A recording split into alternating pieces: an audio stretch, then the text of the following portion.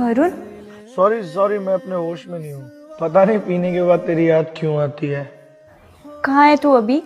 मैं पता नहीं, लेकिन जहाँ भी हूँ अकेला हूँ। हम कल सुबह बात करें। जब तक तो मैं भूल जाऊंगा कि मैंने फोन किस लिए किया था। क्या हुआ बताओ। जब से तुम दूर हुई हो ना, मैं तुम्हें हर पल, हर मिनट, हर सेकंड याद करता हूँ। एक बात बताओ, तुम्हें मेरी याद नहीं आती? आती है लेकिन मजबूर हो, शादी हो गई ना तुम्हारी। समझ सकता हूँ, समझ सकता हूँ। तूने प्रॉमिस किया था ना मुझे कि तू कभी दारू नहीं पिएगा। प्रॉमिस तो तूने भी किया था कि कभी छोड़ कर नहीं जाएगी। चल हम कल सुबह बात करते हैं। सुन सुन, एक बात और, बस सिर्फ एक बात। हाँ बोल। हम दोनों की मोहब्बत सच्ची है ना? हाँ।